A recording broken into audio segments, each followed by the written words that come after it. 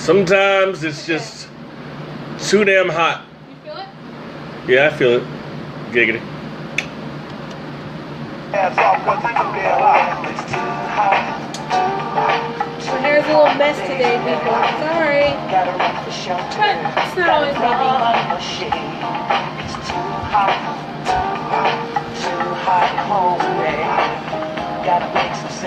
Yeah, I got my cup again. Listen to Coolio. Y'all remember this song, Too Hot? Nah, y'all don't care, whatever. Anyway, guess who's back in the motherfucking house with a fat... No, I'm just kidding. This seems a distance away now. It's fine. Stop. You're not the producer-director. God, you're not Harvey Weinstein. Me too. Hi! What up, Bleak? Welcome back to the KJ from OC podcast. I am your host, KJ from OC. This is your co-host. The person we all love to see. This is the reason why we get on the, Facebook Live. I mean, come on now. Ashley motherfucking Henson. Take a bow. Show your nails. They look poppin'. They cool. You're cool. Thank you. You are too. But the weather is not cool. No. The weather is a motherfucker.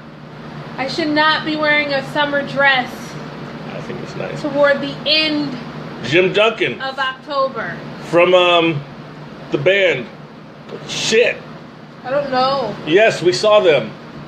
We talked to him for 30 minutes. We did. Hi, Yes. how are you? Jim Duncan. Wait, no. That's a different guy. Son of a bitch. Hi, how are you, Jim Duncan, anyway?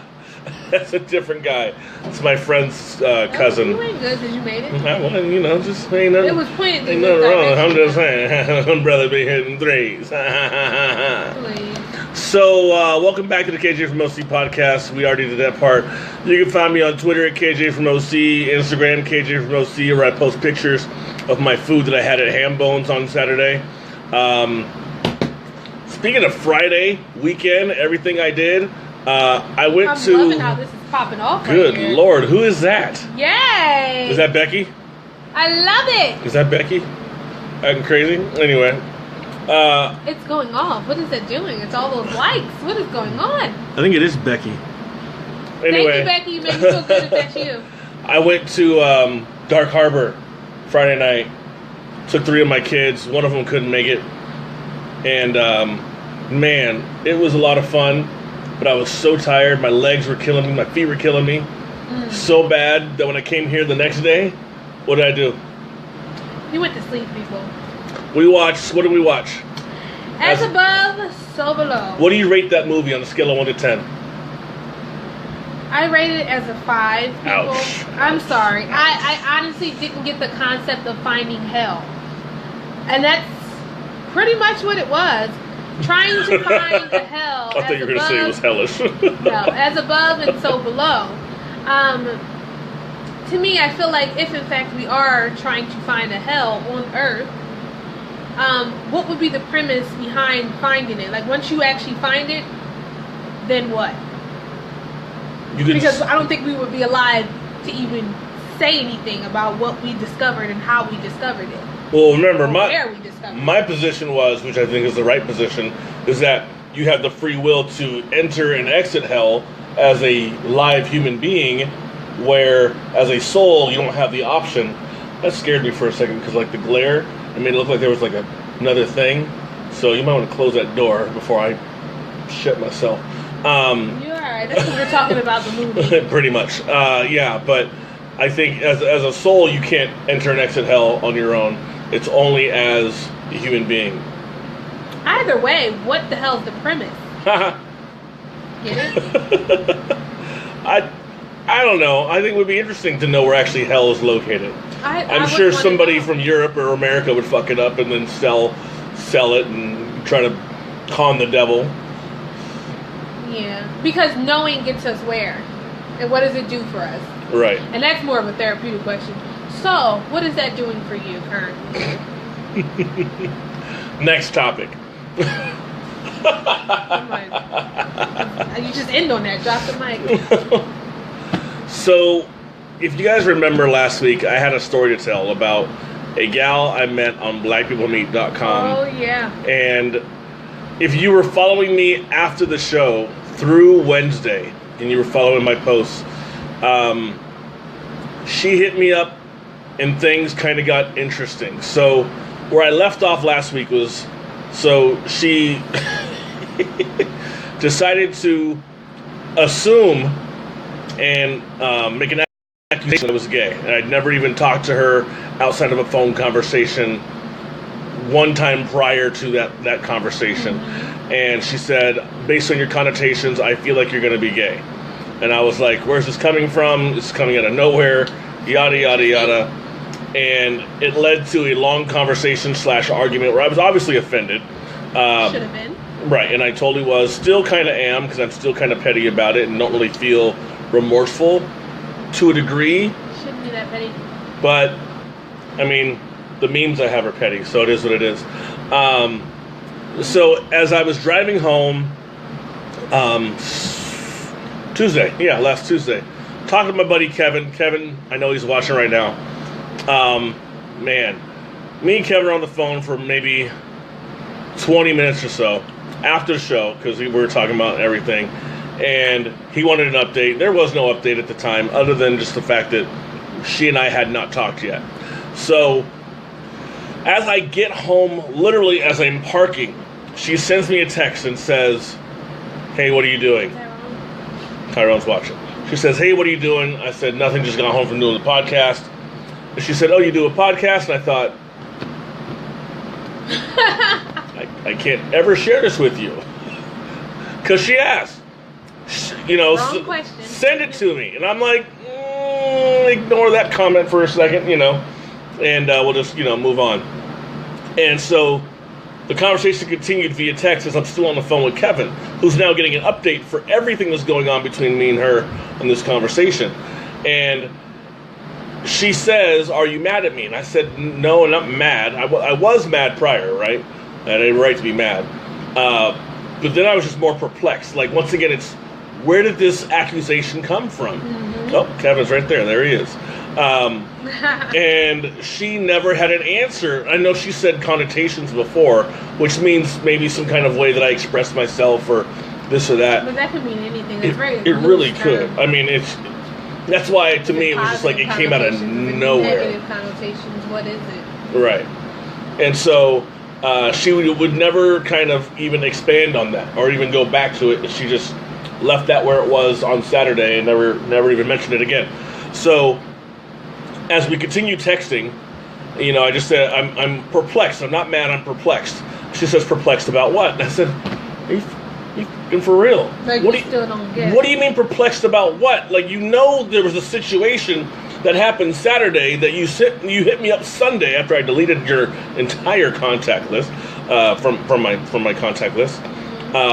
And she said, oh my, are you ever going to talk to me again? Which to me comes off as apologetic with an explanation of I was too drunk or I'm scared, I'm this, whatever it is. It comes off to me that way.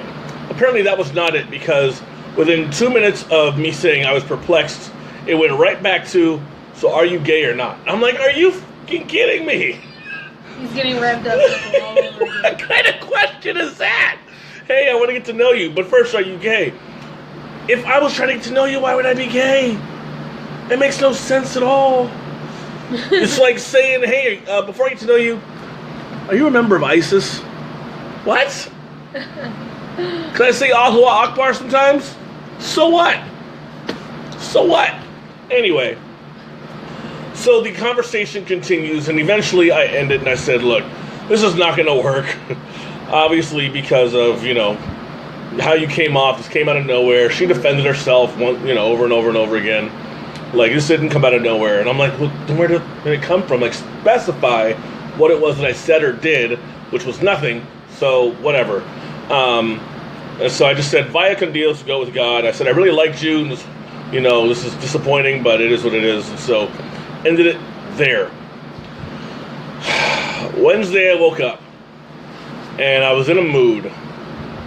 And decided to hit her up with your perspective of her, mm-hmm. and the projection thing, presented that, she had opened up to me that this is mean, and I would never attack somebody who's adopted because it's not a funny thing. I like how you said my perspective because I don't know where this is going. Well, yeah, your perspective of she projected maybe her feelings of her own sexuality onto me. Did it work? The whole thing was a total disaster. Okay, exactly. That was the only part that you contributed to because I hadn't thought of that myself. Well, thank you. Yeah. And so I wrote her that. I said, you projected your own feelings of homosexuality that you have about yourself onto me. I said, what else did I say? I said, the reason you have issues trusting men is because you were raised by you weren't raised by your birth parents. You were raised by your adopted parents. That was pretty low. Very low. Very low. I think I said one or two other things. I don't remember what they were. They're in the phone, and obviously I'm using the phone to record. But yeah, I realized even as I was doing it, I'm like, I know I shouldn't be doing this, but I'm doing it because I was also updating my Facebook at the same time saying I'm about to go be really petty. And that's what happened. I initially had the idea that I would make another Twitter account, like a totally different one that's not connected to my podcast page. And I was going to hit up her Twitter account and just say, hey, someone's using your face and your name to pass themselves off and they're being really mean to people. That's what I was going to do. But I'm like, no, that takes too much time. It takes about 2 minutes, really. It's just another email address. So I didn't do that. Probably should have. That would have been a lot better. She came back and then just denied everything and ended up calling me a gay idiot. And I said I feel really bad for the real, and I used her name, which I will not do here. I said I feel bad for the real person because I think you don't like her, and then you took her, persona, and then you're making it so other people don't like her too. I watch a lot of Law and Order SVU, so you never know who's doing what. And I watch a lot of CSI. I watch a lot of Cold Case. I like detective shows. So you never know who's up to what, right? Anyway, and it came down to it. 2 people, including one of my kids. Shame on me, but I had to share the story because as much as I was like bragging about it, I also had to set it straight and say this was not the right thing to do. Even though I felt right at the time, and I still, feel justified by it, it wasn't the right thing to do, period, in my sober mind. But one of the kids said, is it possible that maybe she just didn't like who she was or something like that, and she decided to, like, sabotage and because she couldn't measure up to you? And I was like, it's a good possibility. It's a smart kid. My kids love me. But he also said something too later because we were having Roscoe's, and so I'm sure he was calm. Roscoe's was delicious, by the way. And he said,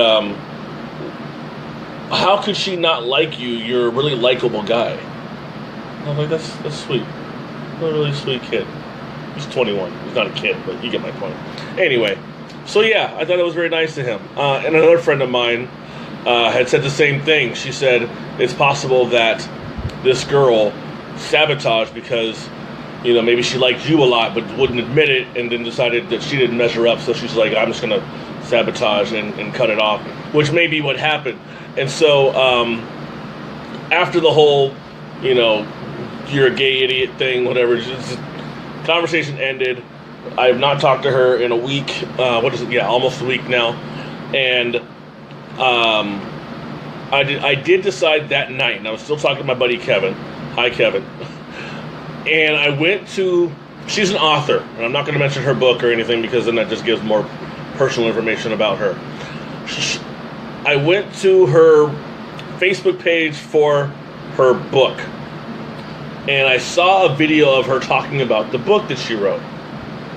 And I thought, this doesn't even look like the same girl from the photos. Which made me think again, this may not even be this girl at all. I may have gotten catfished. Son of a bitch! Wow.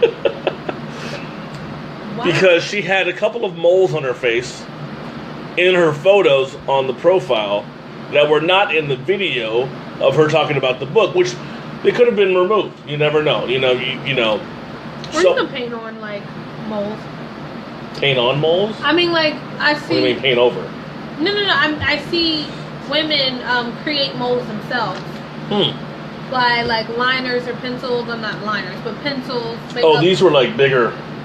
Like, tangible. Oh, okay. Not like the little beauty marks. Oh, okay. I've seen. Yeah. I've just seen. Like the Madonnas. The Madonna little, yeah. That's totally different.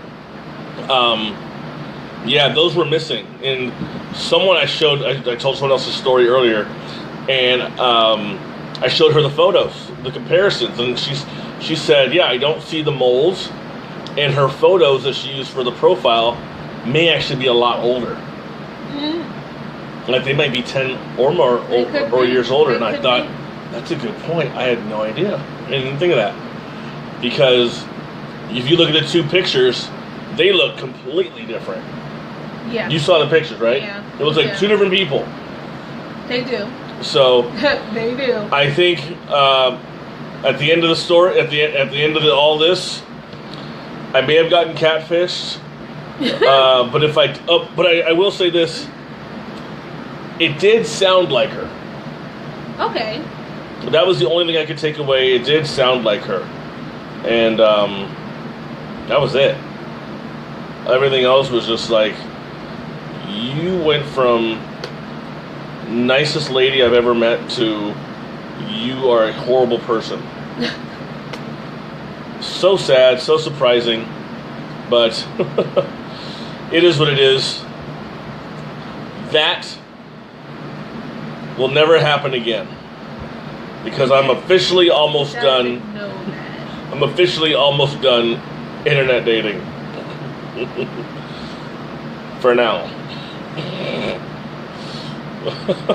Angry faces. I don't know why Kevin's doing angry faces. Is there anything else I should add to that I missed? Did I miss anything? I think you kind of that's all. No notes. in a nutshell. No notes. Of a summary. Yeah. Of what's going on. Okay. And I told my. Next topic. Almost. I told my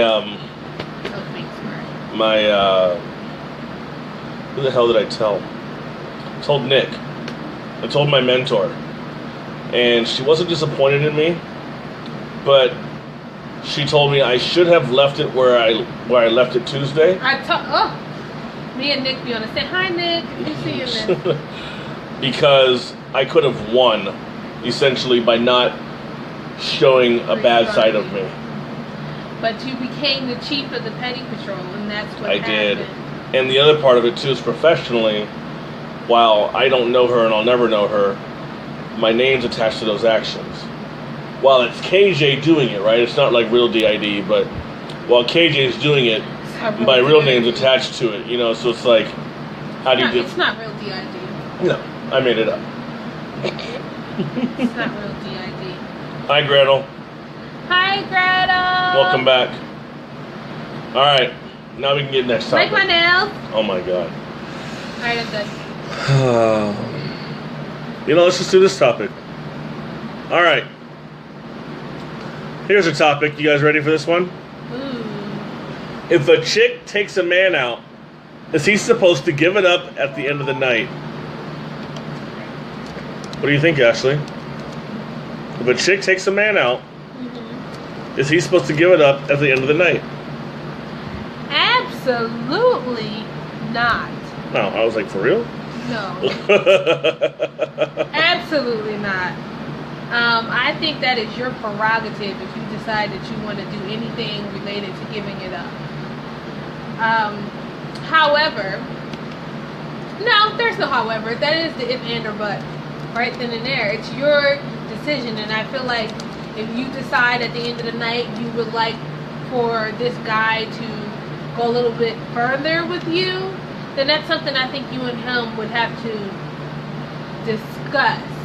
Because just like us as females, we feel like just going out on a date that shouldn't equate to us giving it up. I feel the same way with guys. That shouldn't equate just because I asked you out to give it up, in a sense.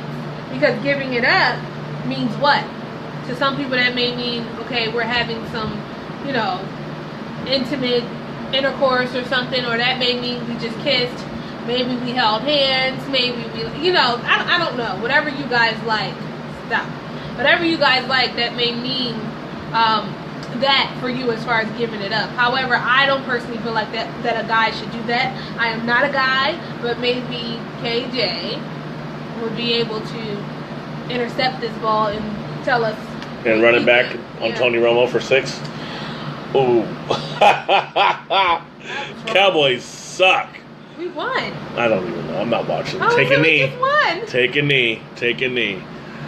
Yeah, I posted this for a reason. And the reason is a couple responses that we got. Kevin's mad. Is Kimberly Pelton, Kimberly Pelton. And I think Dasha also had a good response too. And it was just, that was the point, is that what Kim says, no one is supposed to give up anything at the end of a date. So imagine, right, and I wish I had the other video, because I saw this other video earlier today. This guy apparently had sexually assaulted, I think he went on a date with a girl, and then at the end of the date or beginning of the date, whatever it was, I think he went in for a kiss and kissed her on the face. Obviously, she's like, well, what the fuck, I just met you. Who do you think you are? So she decided to go on a second date with him, but really it was a setup. And they were filming across the street, and the dude was waiting for the second date, and a big, burly black dude comes up. Wasn't me. Wasn't me. And he starts grabbing the dude like, hey, come here. Hey, you look good. Hey, come here. Touching him, pinching him, being, trying to pretend like he's gay, right? Like he's really interested in the dude. And the dude's just mad and it's like, get off me, bro. Get off me. What the fuck's wrong with you? Blah, blah, blah. All this stuff. And then the girl finally comes after a couple minutes like, hi, that's what you get. Because that's what you did to me. That's how I felt uncomfortable. And this is how you should feel now to understand how I felt. So we should all jump off the bridge and know how it feels to jump? Huh? I'm being a smart ass, not with you, but with the girl. Because I don't appreciate her attempted trying to reenact the feelings that she felt. I think guys need to know it's uncomfortable for guys to just be all up in your grill. How did we switch positions on this one? I know, because I don't, and it's funny because I was going to mention that, because I feel like that's a drastic measure. In my personal opinion, do I feel like a guy needs to know and be notified when you're very inappropriate or doing something that's making you very uncomfortable? Absolutely. I absolutely think that. However, I think setting someone up, that is a bit much in my book. Petty patrol. I am not in any way, shape, or form saying she was completely wrong for that. I'm just saying that's not my approach in that. I personally feel like there were other ways and other routes that she could have explored, but don't get it twisted. That was just the best way that she felt like she could do it, and she can, I guess, somehow let him experience what she experienced the other night. I feel like you just getting a kiss on the cheek does not equate to having a whole, that was a whole scene for no reason, like a whole thought out scene where we're hiring actors. I'm speaking to myself, hiring actors and stuff. That is not okay. Yeah. And I didn't get paid much for it either. You stupid. What? Oh. But, I mean, that, and for me, I'm going to keep reiterating, for me, it's not okay. Now, somebody else may find that this is the best way to do it, and I like the way she did. To each his own, not knocking you. I just said, for me, that's just too much preparation to make someone feel like they're going on a date, but then you're really not. I'm just setting you up. It just takes too much thought to do that. Just don't date them. Go date somebody else. You just put too much time and effort into setting that up when you could have been on another date with somebody else. That's just way too much for me. I think until guys start feeling what it's like to treat women this way, until we start really understanding, oh, this is what it's like when I say what I say, or when I do what I do, or when I act this way or act that way. Oh, I see now. Then you can start seeing some real change in guys. Some guys may not need that. They may just need, for you to communicate. I didn't appreciate that. The big C. But the way this dude responded when he was confronted and she came out and told him, all this stuff, he kind of got defensive, which I understand. I guess in the situation, because he's already heightened senses, from trying to protect himself from getting anally raped. But it was just one of those things, I don't know. I still think he could have said, "Oh, I didn't know that bothered you. My bad." Did she vocalize that bothered her? I don't know what she said on the date when it first happened. But see, that's my problem. What did you say when it happened? Because for you to go through that much, you better have said something. Right. That first date. You get what I'm saying? But there is this. You do get uncomfortable too, though. But why go out on another date with To set him up. That was the purpose. That's just not right. Petty patrol is absolutely working it in my. I agree with it. I agree with it. And if you don't like it, dude, don't sit there and like molest women. They don't like that stuff. I'm not condoning. Yes, she is. Not I justifying. don't know why she's justifying. But that's just my opinion. To each his own. So Kim says no one is supposed to give up anything at the end of the date. And I said, that's the point. Guys treat women that way, but flip it, and they would hate it. You know, let's say a girl takes me out, and then it's like, hey, you coming upstairs? Why aren't you coming upstairs? Oh, I spent all this money on you, you're not going to come upstairs? Well, for what? Like now I'm not horny because now you're emasculating me, you know? So guys need to learn what that's like. You know, not be sexually assaulted per se, but at least get some kind of understanding. You know, you can watch a million videos on what happens to women, or you could read a million tweets that say "Me Too," but until you really understand, you're not going to understand. I think some guys will get it, and others will be like, I don't know, entitled assholes. So you know what? It's tough, bro. And I love what Dasha says. Depends on if he dressed like he wants it. You're not laughing. I don't know why you're not laughing. It's hilarious. Because that's what guys say about women. Oh, she dressed like she wanted it. Well, I know that, but it wasn't funny. Oh. But yeah, that's what, you know, guys say. That's what she gets for dressing that way. She's asking for it. You know, what does a woman expect when she walks around wearing X, Y, and Z, right? It's the same kind of thing. Well, what does a guy expect if, you know, you walk around wearing whatever is going to attract the woman? I don't know what's going to attract the woman. Mm-hmm. You know, I might just be playing basketball with my buddies, right? Or just leaving the gym or something like that. And then some girl's going to walk up behind me and smack me on the ass. Hey, you knew what you're getting into. Hey, you shouldn't have worn that. Mm-hmm. Like, I went to the gym. So I think until guys really understand and have to, not always have to go through it like all the way, like a rape or anything like that, but they have to understand how uncomfortable they make women, and I think it has to start happening to them. I agree to an extent. I just don't agree with the whole process you did. Whatever. I don't care what you think. I don't care what you think. Fine. Next topic. Where'd everybody go? I guess they liked my story. No, they didn't. Yeah, they did. Because after that, they were like, all right, we're out. Ooh. Out midway through the story. Shut up. If you're in a serious relationship, should you be locking your phone? Other than business reasons. Like therapist, lawyer, doctor. Even then. Well, HIPAA. You can't, you know. Any other HIPAA-related profession. Should you lock your phone? Would you? Let's say you're not a therapist. Before you had clients, I don't know, you're dating some guy. You lock your phone around him. He's your significant other.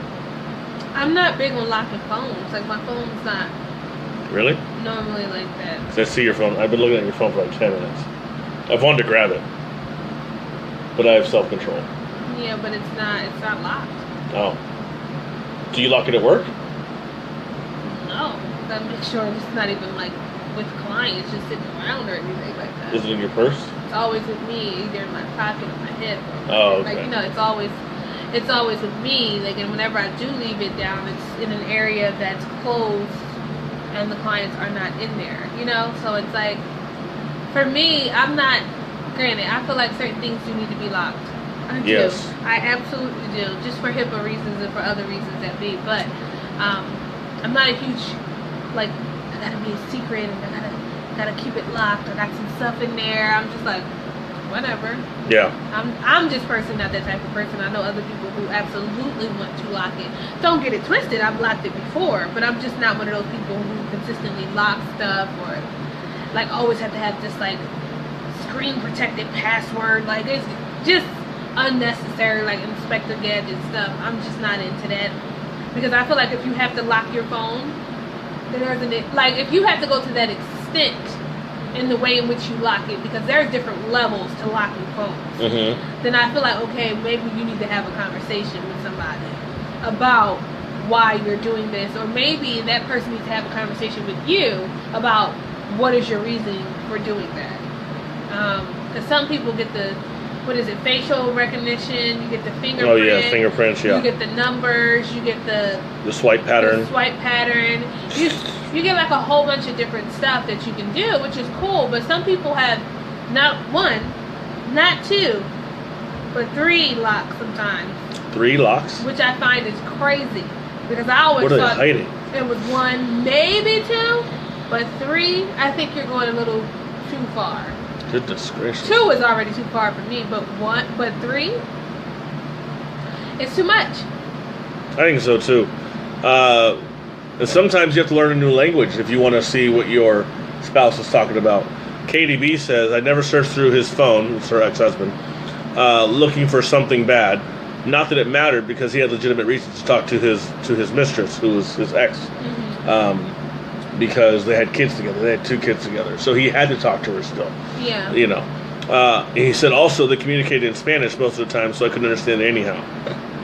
Well, it's kind of funny, but yeah, it sucked because he was cheating on her. I don't know if he cheated on her during those text messages or whatever, but he could have. My whole thing is that if I have to decipher languages, first of all, we wouldn't even be going through that, because I'm just not in the business of going through anybody's phone, whether it's locked or unlocked, because I am not the FBI, the CIA, any police, anybody. I don't care about lie detectors, okay? That's not my job. My job is to either be your wife, be your girlfriend, be whatever we need to be, but I'm not a detective. I'm not scoping to see what the issue is. You're not making me crazy walking around looking like Sherlock Holmes. That shit is out. That is way too much.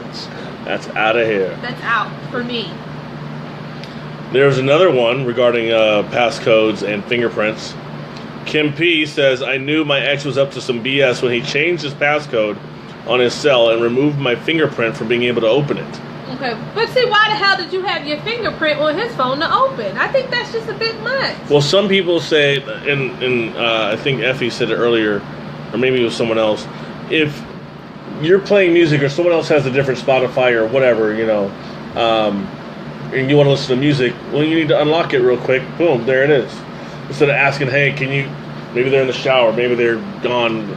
You know, I don't know. I get that, but I feel like it goes too far sometimes, and people don't know when to just chill.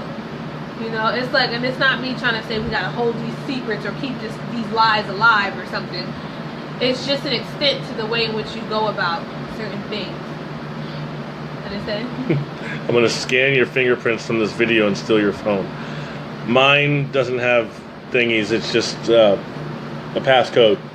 And the same passcode I used to... What? It was a joke. Look at on the screen. Unbelievable. Quit yawning. I can't help it. I don't know why I'm yawning. Yeah, you're making me yawn, well. I don't know why I'm yawning. Damn. I don't know why. Several people said, including Tom R., Sarah C., and Greg R., I don't feel like this is an issue for a normal relationship. See, normal relationships shouldn't have issues with passcodes and how come I can't get into your phone and why won't you let me into your phone and how come... But see, normal's relative. Well, normal could be drama. Because, exactly, normal's relative. Ain't nothing normal, sweetie. Everybody got it. Everyone has issues. Karina says, full transparency, my man has my code on my phone. That's the way their relationship's open like that. Yeah. They have an open line of communication, which is great. Great job. What is that, Sarah? That was Karina. Karina, sorry, Sarah. That's Cam's lady. Oh, okay. Good. Well, good job, Kim and Karina. That's what I'm saying. By the way, after this whole shit happened with old girl from a couple weeks ago, That's Sarah's Karina, ex. That's why I Karina, looked at it. Karina was the first one to know about it because she was the first person I saw. So we sat and had a half-hour conversation. I'm like, Karina, I don't know what happened. Anyway, yeah, a lot of people with healthy relationships say, yeah, don't worry, we don't trip about it. And then we get one down here, Melanie B. I never had a locked phone until recently, and the only reason I don't share is because he does make a big deal out of it, and because he used to go through my unlocked phone. I don't go through his. I deserve the same respect. Now it's forced since it isn't being given freely. Trust and yeah. What? Jealousy and Maybe he's been cheated on before. Maybe he. I think she actually answered. Listen, we've all been cheated on or hurt before. She says, I think he feels insecure, and that ish always lands badly on the partner. And I've been there. I've been that insecure part. Unresolved issues, unresolved hurt. And then I'm just going to look for any and everything that I can look for. So my whole thing is that I guess my rebuttal to this is, okay, so we look through the locked phone. What do we find? And is it what we expected? So with that being said, what happens next when you find exactly what you were looking for? Yeah, that's a good point. That was like 4 questions. But the point is, what do you find? And what do you do next? Yeah. I don't know. Because I honestly feel like, and guys do it too, but I want to speak from the female perspective. I know, personally, certain females who had a feeling that, oh, this guy's cheating, I know he's cheating, and you go and search through all of his gadgets, from tablets to iPads to cell phones to everything, and then you discover what you thought it was, and then you find yourself on the phone crying. My whole thing is that if you didn't want the answer, why you asked the question? Or if you didn't want to know what was going on, why did you search for it? I think they do want to know. That's why they look so hard. Like women's intuition. I can't speak for it because I've never had it. But I'm assuming it's a thing because I hear women talk about it. It's a thing. I think it's more so a thing when it comes to phones versus having a conversation, because we always say, well, we want to know the truth. We don't. We don't. You don't? You don't want to know if you're being cheated on? A woman wants to know, but deep down you really don't want to know. So you'd rather just actually not know? No, you'd rather know, but you really don't want to know, because that's not going to help you in any way, shape, or form. It's going to hurt. It's going to hurt you. No one wants to know information that's going to hurt you, okay? No one does. So we seek these answers, and then when we find them, we get mad with what we find, even though we were the ones who went out and sought the answer. And it's like, we want to know, but we really don't want to know. I got you. You get what I'm saying? Like, oh, we want to know, I want to know. No, you don't. Because the truth hurts, and you don't want the truth. If you don't want to know, don't look. It's a female thing. That's why I'm better off single. Problem solved. Complicated. Problem Isn't that solved. what they say? It's complicated. Yeah, like most of my relationships. It's complicated. Speaking of relationships, there's a video I want you guys to see. Matter of fact, I'm going to link it up right now. And I'm going to put it in the video. Oh, look, Karina is watching. Hi, Karina. Current topic. You haven't seen this video, have you, Ash? I have not. Okay, we're going to play this video real quick. I'm going to describe it as it's playing. So this guy is with his buddy in the bathroom. He's getting ready for a date. This says, this first date is so cute. Guy's putting on a suit and tie. He's got a wedding ring on. So you're like, what the hell? Is he cheating? Says he's going to have some people on the back porch. They're going to hang out. She won't expect it at all. Oh, so it's almost like you think he's going to go hang out with his wife on the back porch. So he's finished doing his tie and suit and tie and everything. He leaves the house, closes the door behind him, turns around at the bottom of the porch, deep breath, turn around. Everything went from black and white to color. He rings the doorbell, and then he kneels, waits for the door to open. Oh. And gasps, wow, you are so beautiful. It's his daughter. who looks like she's about 3 or 4 years old, maybe even younger. She runs up and gives him a big hug. She's got makeup on. She's got her hair all done up, wearing like a little pink dress and stuff. And so baby's first date is with daddy, and he's going to show her how men should treat her. I think it's so cute how exciting she is. Mm-hmm. She's like, a date! He brought her flowers, sat her in the chair, and then they had a waiter bringing out water and strawberries and snacks, and it's very cute. Very cute video. Her date better than mine. Are those chicken fingers? Then they went to. Are you crying? Who? Just checking. They went to the park. Not over this. It's really sweet, touchy. It is. Tender. It really is. It really is. But it's not worth crying. I'm not crying either. Aww. So cute. So dads out there, if you want your daughters to date quality men in the future, you need to show her what a quality man is. Get it? Amen to that. Get it? I think it's I think the idea itself of, taking your daughter on a date, I don't think it should be that early. What was she, 3? Maybe 4? Yeah. That's a bit early. I would say maybe when she starts getting around 4th, 5th, 6th grade, or maybe within the time when you're going to start actually having her date. I guess that's a better question. Better statement. Well, what about developmentally? Because you're technically able to function at that age, and you're able to remember. What, at 3, 4? At that 4, yeah. Oh. She's able to walk. And she's able to remember, because we, as I don't a know if sponge, she's going to we soak remember up stuff. that, though. Like, by the time she's 15, she's not going to remember that. It depends. You're closer to 15 than I am. You remember anything that you did at 3? It's impactful. It has to be very traumatic or something that's very right. Out there as far as something that you really was vital to you growing up. Mm-hmm. I think that's where we learn at those young ages. We learn more about what's being modeled in front of us and the messages that are being told to us.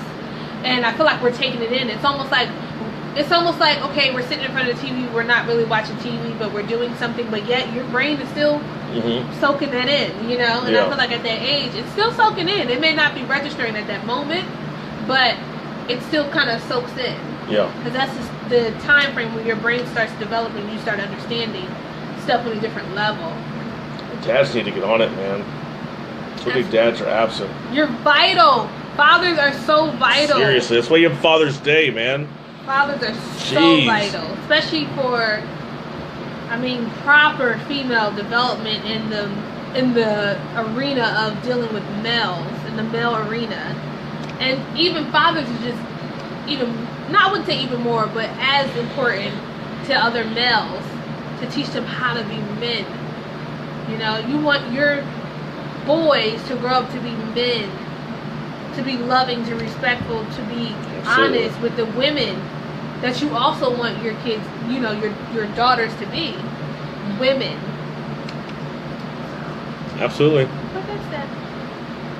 And the more you do that, the sooner you do that and set that example, by the time they're ready to get engaged or married, they kind of already have some of these answers that they're going to need to have answered.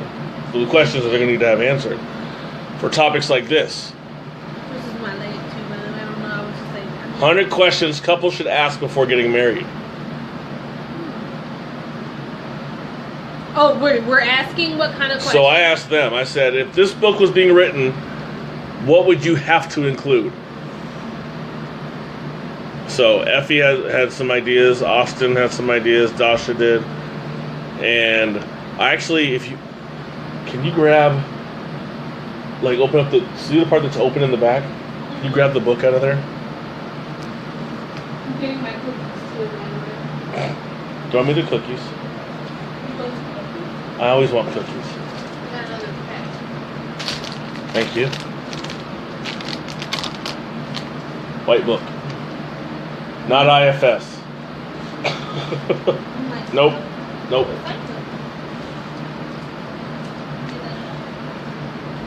Yep. 101 questions to ask before you get engaged. Some of y'all need to read this so I've seen your marriages. Y'all crazy. It's kind of, there's stuff in here which I didn't really realize at first, which doesn't, I mean, it doesn't really matter. You just skip it or read it. But there's some religious questions in here, like specific to Christianity, so you can obviously skip those. But other ones, like, what brings you the greatest satisfaction in life? What do you think about that brings you greatest satisfaction as the Lord? Okay, so there's a lot of lordy Jesus things in here. What are the 5 habits you're glad you have and 5 you wish you didn't? That's interesting. That is really 5 habits that you have that you're glad you have and 5 you wish you didn't. Ooh, CBT. You smell that? thinking.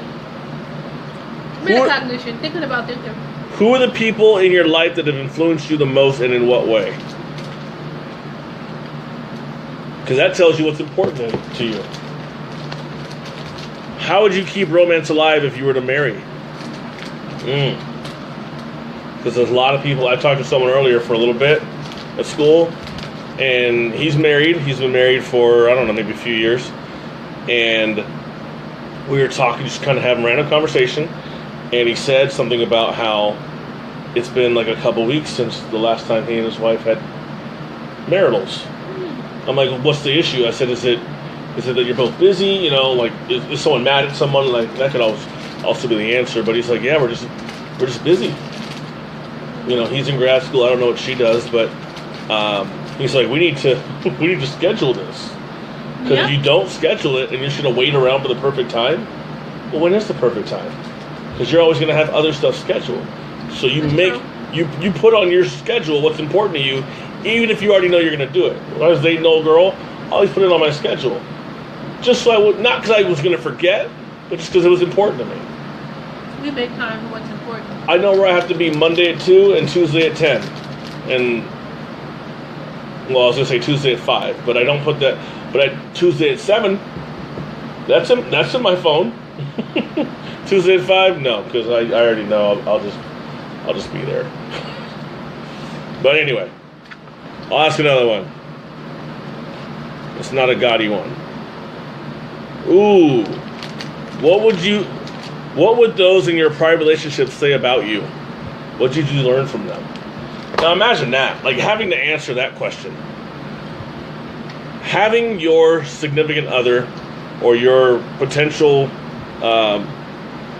fiance ask you specifically what your exes would say about you. Positives and negatives. Be honest. Even if you disagree, what would they say? But especially what you would agree with. If it's negative, you gotta be honest. Because like what Karina said about the phone thing, transparency. And if you're not going to be transparent before you get married, because you're trying to hide, and be like, oh, I don't want her to leave me. Now you sound codependent. Then what are you going to do after you get married? Now you're going to be perfect? You're not going to make any mistakes? You're not going to do anything wrong? You know, just, if you look like you're hiding, it's like you're hiding from your mom. Like, what are you hiding from your mom for? Stop. Just True. Be honest. Own your F-ups. Own your F-ups. There's nothing wrong with owning your F-ups. But here's a question Nick M. said. What is your financial situation? How much in debt are you? Oh. That is a great question because I have tons. I have tons and my credit score is below my height. Effie says, what is your philosophy on children as far as disciplining, religion, and schooling? Yeah, yes, Effie. Absolutely. Because that is so important. Preach. Especially when it comes to children. Not only the question of whether or not you want children, but the simple fact of what are we going to raise our children up to believe, to grow, to understand, because that's important. You know, we begin to say, okay, well, we'll think about having kids. And then when it comes time, one of you are like pissed off because you really want kids. The other person's like, I'm not really ready for that. So, yeah. You know, and that's cases that I've heard about fairly recently. Where one person likes it, wants kids, and the other person is like, no, I'm good. I really don't want kids. I've settled on that. Well, you obviously haven't settled on something because you want kids and the other person doesn't want kids, and I don't know how that's going to work.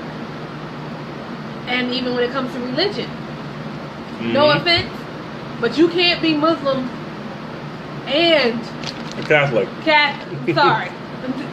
Not gonna work. Or you can't be Buddhist and Christian. Like some of that just don't. Not some of it. It just don't work. So it's like you got to be honest with yourself and true to what you want. And it may be the love of your life, but if it's truly the love of your life, they'll be willing to compromise, and they'll be willing to compromise on things that they know is near and dear to you. However, don't get it twisted. I feel like it's a compromise on both ends. But when it comes to children, when it comes to religion, when it comes to a foundation of family dynamics and the way you guys grew up, it is important. Because you may say beat the hell out of that kid, and this person may say I don't touch him at all. Mm-hmm. Totally different styles of just family dynamics and the system itself. So good one, Effie, good one. In schooling, private school, charter school, public school. Which public school? Homeschool. A lot of people doing that nowadays. Yeah. I ain't mad at you. I don't trust public schools all that much either. Nope. I know what it's like. I see them. Well, I mean, I personally grew up in public schools, and I can be a testament to public schools are great. All the schools that they want to say are just the worst schools ever. Sorry, I grew up in public school. Well, just saying. And I did a great job. But that was due to good parenting. There's a difference. Good parenting. Questioning everything you say about yourself. Well, that's fine. But that was due to good parenting. I can't say the same for everyone else. But it is what it is, and you guys decide for yourselves. But that's just one huge important part of, prior to getting married. Don't figure it out afterwards. You need to figure that out before. I get people get a change of heart, but that not when it comes to stuff like that, because that's near and dear to people's hearts. Children, absolutely, huge contender on why people break up or stay together. And another one that came up was, what are your opinions on divorce and how do you resolve conflict? Oh. And the reason those two are together is because obviously if you're not handling conflict well, that can end up leading to divorce. Or if you believe, heck yeah, you can just get divorced whenever there's a problem and you just start all over. No, people don't want to just start all over. You have poor problem solving. Right, exactly. And here's the other thing. There's a book I read some years back called 1 Month to Live. I don't know if you've heard about it. I feel like I have heard about it. I may have talked about it a million times. It's a great book. I've probably read it 3 or 4 times. Mm-hmm. And there's a couple chapters in there about how to argue. Or it kind of narrows down tools that you would find in like a tool shed. Or something like that. And these tools basically signify how one argues. Mm-hmm. If you have a saw, for instance, are you the type to take your time just wearing somebody down and cutting them down? Are you like a what are those things the Grim Reaper has? Pitchfork? No, it's like a thing with like the hook on the end. Oh, but and you use it for cutting hay and corn and stuff like that. Oh, I know that. I want to call it a scathe, but I don't know if that's what it's called. But anyway, those things, a swath. Not a hacksaw. It's a... No. I can't think of it. Well, anyway, those tools. Are you like those, just kind of whacking anything in your way and you don't care who gets hit and who gets hurt? And you're just doing your thing, right? Or, so it just keeps... Not a machete. No, it's not a machete. But it just keeps naming different types of tools or weapons even. Well, they can be used as weapons in terms of conflict resolution. And so if you're just going to go... and there's also the other one, too, which is when you are actually in an argument also, what type of fighter are you? Are you the type of fighter who's looking for the knockout punch and you have to win, like a my way or the highway kind of guy or gal? Which is the below the belt people. I one. Say you. Okay. And then, or are you the type to spar with someone and go back and forth, helping the other person become better while they're helping you become better? So that way it's not a who's going to win. It's a how can we become better in this situation? Mm-hmm. And that's what it should be, a sparring situation, as opposed to I have to win this argument because I have to win this argument. I just want to knock out. I just want to TKO. That's it. Right. How do you think I handled my thing from what last excuse me, last Saturday? Not last Saturday, Saturday before. When I was on the phone with her. Do you think I went for the TKO, or do you think that was more of a sparring situation? I think it initially started out as a sparring situation. That's all I want to know.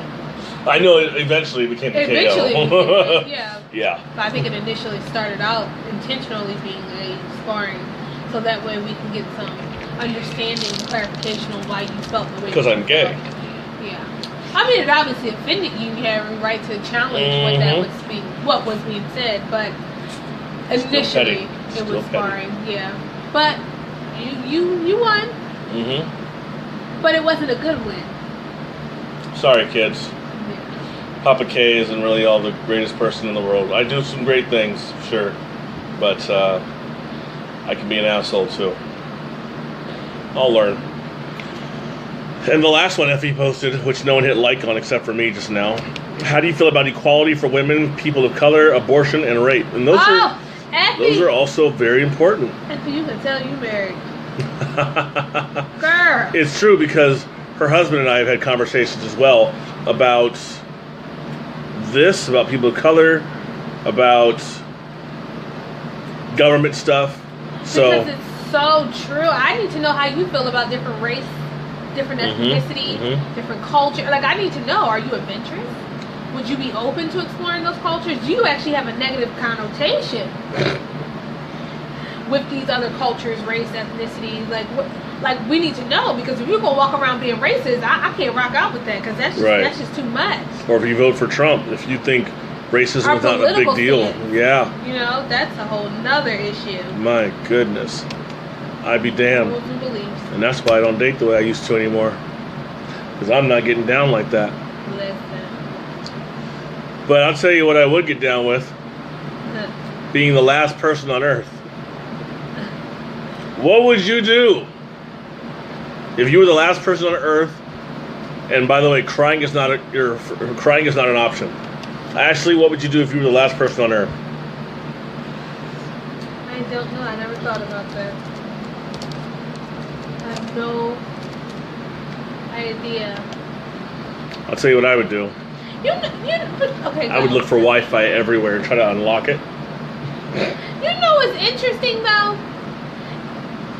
It's because I don't think we really think about the world and being it's so interesting. Sorry, I got a lot of thoughts in my head with this one. Because we isolate, we want to be alone, but really it's so true, especially what they talk about in our program, is that we are meant to be in relation with each other.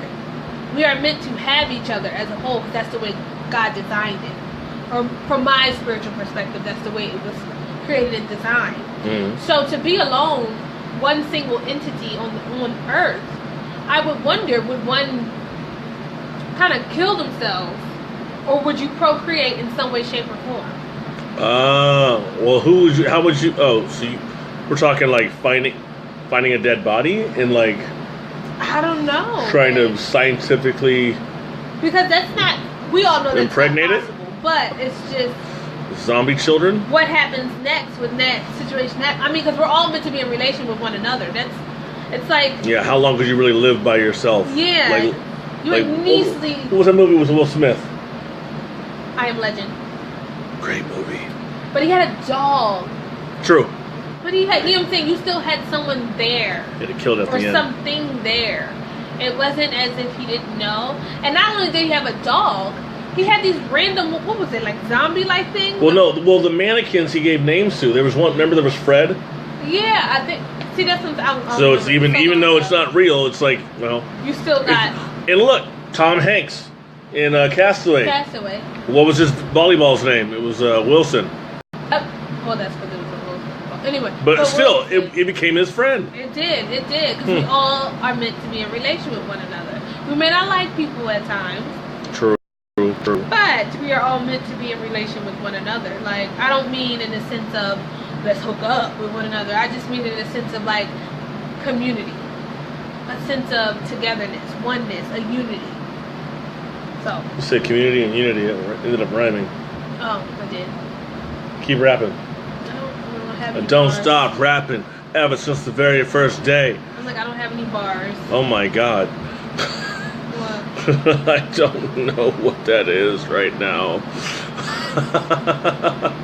He just got distracted. I just got a private message and it popped up, and I probably should have turned that off before. Yeah. We'll see what people had to say if they were the last person on Earth. Let's see. Jim R. says he'd find a vehicle and drive to a formerly well-populated city, kind of play it by ear from there. Good point. Because now you're looking for survival. Well-populated, that means there's food. How long is that food going to last? You can freeze it. I don't know. I just feel like all of that becomes a waste. What do you mean? Food? I mean, yes, your initial intent is to how long can I stay alive, but then it becomes, well, it's just me. Like, how am I going to entertain me? Oh, I love video games. And I also download all the porn on all the external hard drives. There ain't that many shows or electronics that can keep me interested in the world all by myself. If I literally had nothing to do all the time, I think I would finally get caught up on Sopranos, Entourage, classic movies that I've never seen. You know, maybe Streetcar Named Desire, where it's like I have no real desire to see that, but now it's like I got time. Nothing but, apparently. Right? Some of those Turner classic movies, stuff like that. What else would I do? What would I really, really do? Now remember, I don't have to worry about electronics. I don't have to worry about heating and air conditioning. I don't have to worry about gas, because just no one's going to turn anything off because you never specified that, but even then, it's like you're just the last person on Earth. I'm going to say everyone's gone. Like, it's not the world's on fire and or anything like that. It's just I can use my data for anything and everything from here on out. What happens if a big ass tsunami just run through that whole town or city you're in? Well, I'm fucked. Yeah, I'm like. Well, according to this building, I probably won't be fucked. I just need to get to the top. But them tsunamis, boy. But then there's the other thing too. Things. If I get stuck in an elevator, you know what happens. Yeah. I'm stuck. Yeah. I'm dead. And then it's only a certain amount of oxygen in there. So you have to kind of pull a Batman. Damn. Every scenario just sounds bad. It kind of does, because, what if I could force the doors open to an elevator? I just wouldn't take an elevator. I wouldn't either. Yeah, just take stairs. But then you have to make sure that everything is unlocked. So you have to have master key, you have to have master P, you have to have, you have to have a torch, maybe to melt a lock. So that way... You really thought about this. I'm just thinking about it now. Oh, like, I've seen a lot of Batman. I like Batman. There's always a way to get through something. There is. I'm telling you. I'm telling you. Bored. What else? I would be so bored, people. Margarita Pool, says Nate Neely.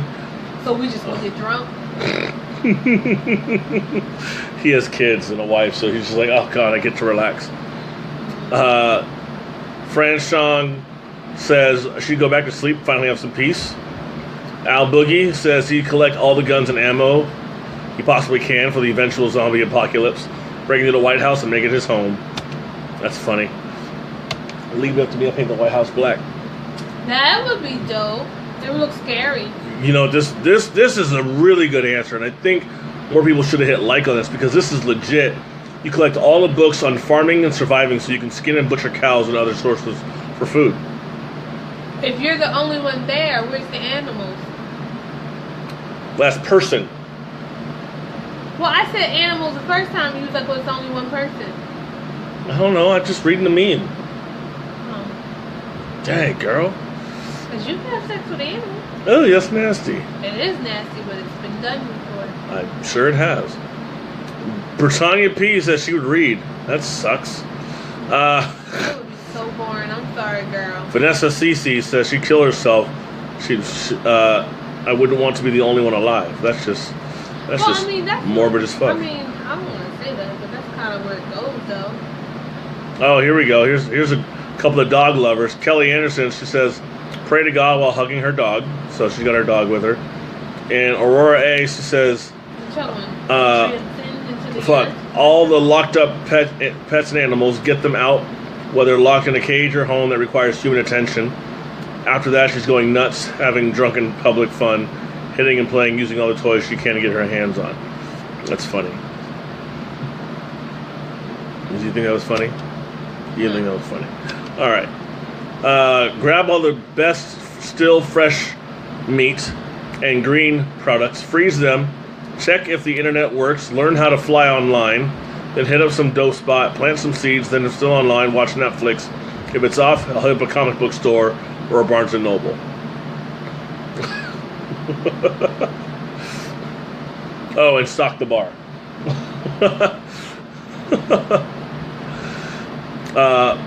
Andre says shoot random things. Effie says gather food and medication, find a stable place to live that's safe and off the grid. I told her there is no grid, you are the grid.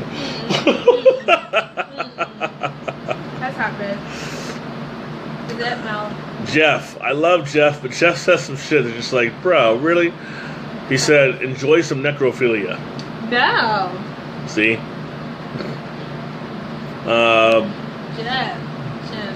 Jeff is Jeff, man. Jeff is Jeff.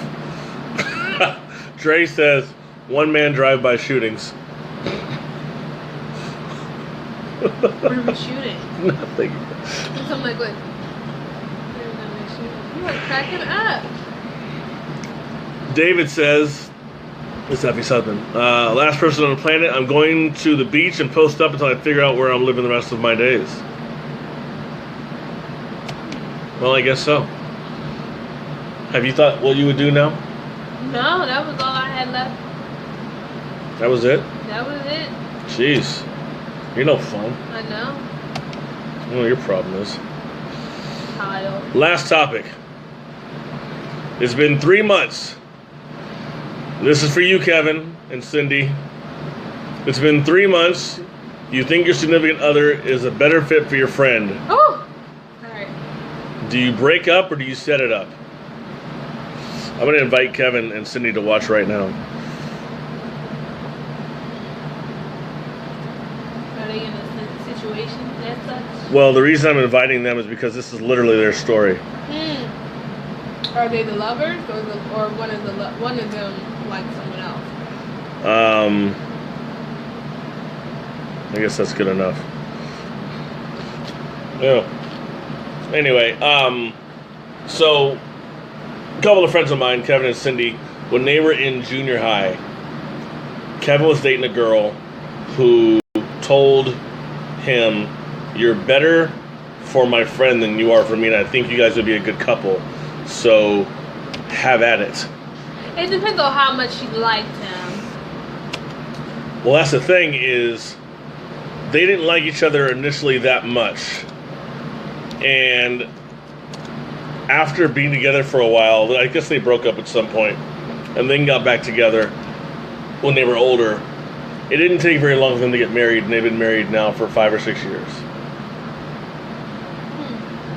So, had that girl in junior high never broken up with Kevin and said, "Hey, I need to date my homegirl because you guys make a better couple, than you and I do,"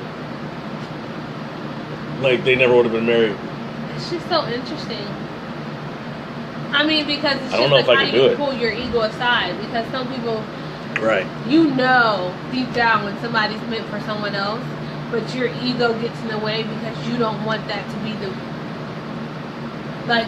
end of your relationship, but you also know that person's just a better fit with someone else. Yeah. That's tough, man. It's a tough position to be in. I should ask Cindy, would you do it now? Now that it's been done for you, would you do it back to someone else in return? Now that you've been married for 5, 6, 7 years. But Dasha says, people are not spliffs, you just pass along to the next. I'd be so pissed if I was seeing someone and he said, baby, the 90-day trial period is up for us, it's not going to work. And I think you and the homie are a great match. No, Ninja, no puff pass on my ass. It's an ego thing, I'm telling you, because you can't fathom the fact that this person isn't right for you, but they're right for your friend.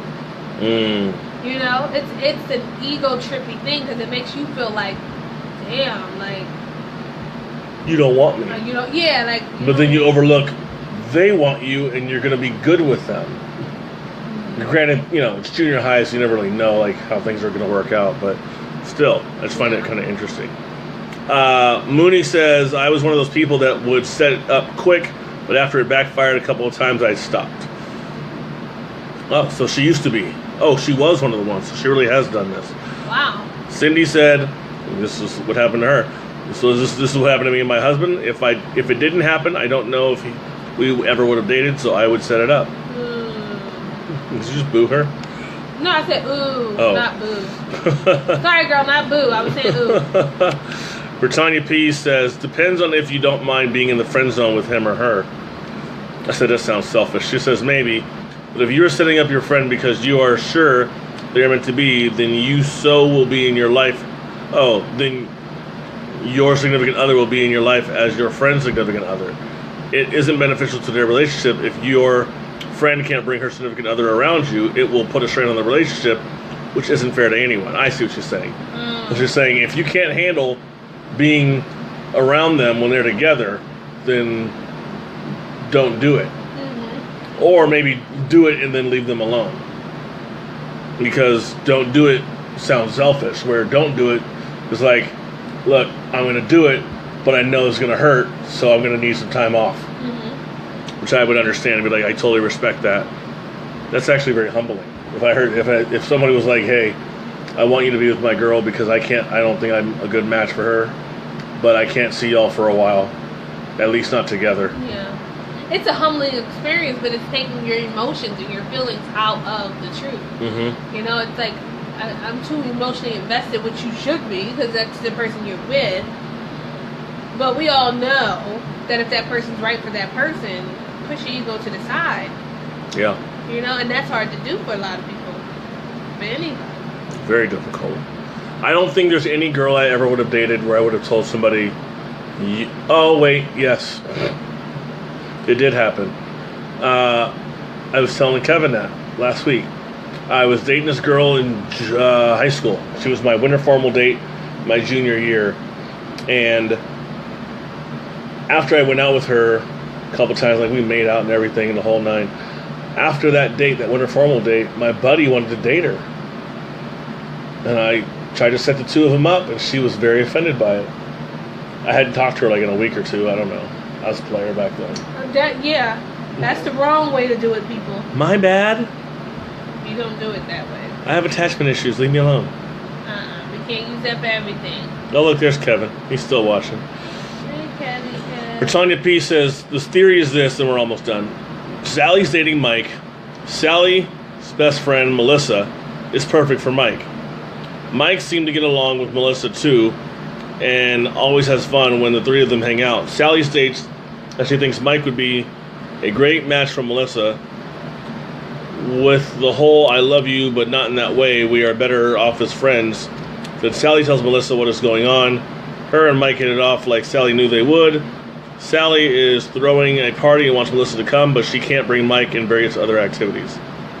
So why set Mike and Melissa up, then make Melissa choose between you? Oh, I see. Yeah. I see where she's coming from. Interesting. That's a good point.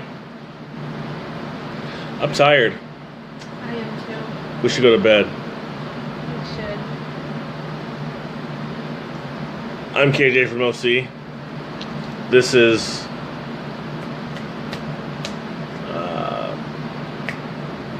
Ash. Ashley. You're an asshole. And this is why you This is jump into petty this is control. asshole. No, I've heard that the other day. Ooh, one of your clients? I almost said something. No, almost. It was HIPAA stuff. That's what I said. I mean, I said that.